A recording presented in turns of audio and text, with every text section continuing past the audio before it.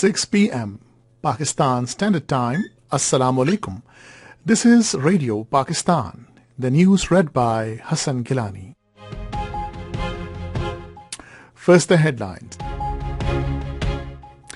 Prime Minister has emphasized on educating youth about rich Islamic history to combat Islamophobia. Foreign Minister has expressed Pakistan's readiness to airlift injured Palestinians for their treatment in the country. Election Commission of Pakistan asks parliamentarians to submit their statement of assets by 31st of next month. Pakistan and the European Union have agreed to strengthen bilateral cooperation under the Strategic Engagement Plan. The 4-day humanitarian pause between Israel Army and Hamas came into effect in all areas of Gaza Strip today. Illegally occupying Indian forces again prevent Muslims from offering Friday prayer in Srinagar today. Now the news in detail. Caretaker Prime Minister Anwarul Haque Kakar has emphasized on educating the youth about rich Islamic history and culture through documentaries to combat Islamophobia.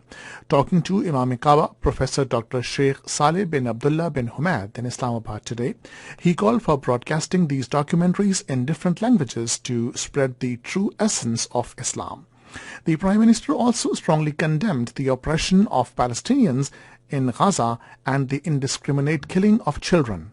Calling for immediate ceasefire in Gaza, he emphasized the establishment of relief routes for delivering aid to Gaza. Anwarul Haque Kakar commended the custodian of the two holy mosques and the Crown Prince of Saudi Arabia for sending a clear message of unconditional support for the Palestinians.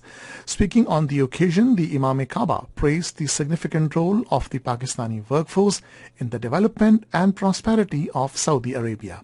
He highlighted the long-standing fraternal relations between Pakistan and Saudi Arabia. Meanwhile, Imam-e-Kaaba Saleh bin Abdullah bin Humaid led Friday prayers at Faisal Mosque in Islamabad today. On the occasion, he also delivered Friday's sermon. Special Assistant on Religious Harmony, Maulana Tahir Ashrafi, the Saudi ambassador to Pakistan, and a large number of people offered their prayers behind Imam-e-Kaaba. Caretaker Prime Minister Anwarul Haque Kakar has said interim government will leave a legacy of good governance and reformative approach. During an interview with a private news channel, he said that caretaker government is tackling tough challenges in areas including economy, privatization and connectivity. He said that one of the priorities of the caretaker government is to focus on a program which would train 1 million nurses in 1 decade. The Prime Minister said the government was fast-tracking the privatization of state-owned enterprises, with Pakistan International Airlines on priority in the list. Caretaker Foreign Minister Jalil Abbas Jilani has expressed Pakistan's readiness to airlift injured Palestinians for their treatment in the country. Responding to a call attention notice in the Senate today, he said Pakistan is in contact with Jordan and Egypt on this matter. Expressing grave concern over the dire situation in Gaza, the Foreign Minister said that Israel is committing war crimes and genocide. He demanded that Israel should be held accountable for its actions. Earlier, the Senate was informed that prices of essential commodities will now gradually come down as a result of the government's effective policies. Minister for Finance Shamshad Akhtar told the House during question hour that the government met the target of primary deficit in line with the standby arrangement reached with the IMF. Minister for Parliamentary Affairs Murtaza Solangi said action is being taken against those involved in selling substandard food items, including water, to the people. The House has now been adjourned to meet again on Monday at 3 in the afternoon.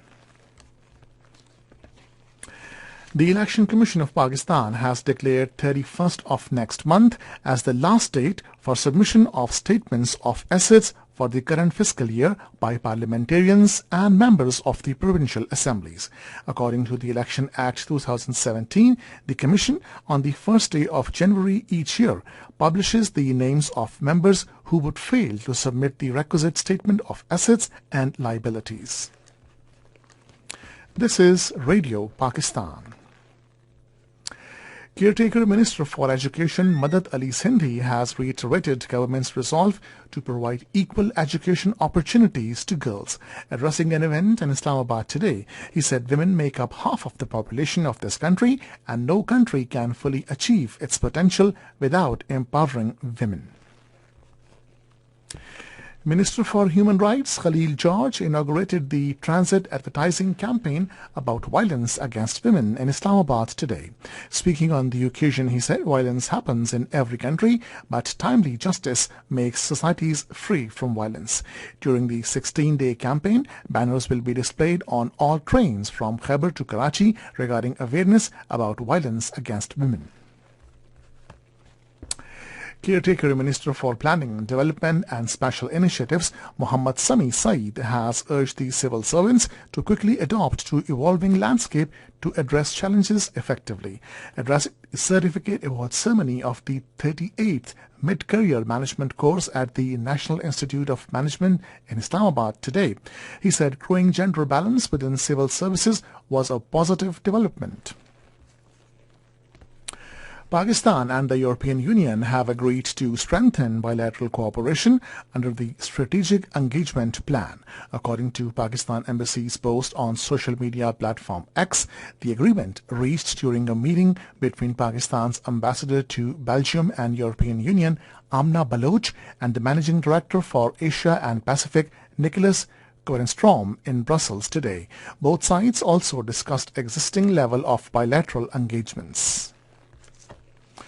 Pakistan and Sweden have agreed to promote bilateral dialogue and mutually beneficial engagements. This came at the 17th round of Pakistan-Sweden bilateral political consultations held in Stockholm.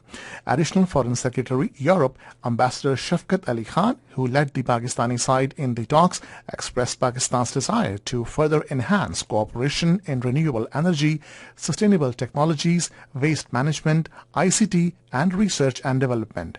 The next round of Pakistan-Sweden bilateral political consultations will be held in Islamabad.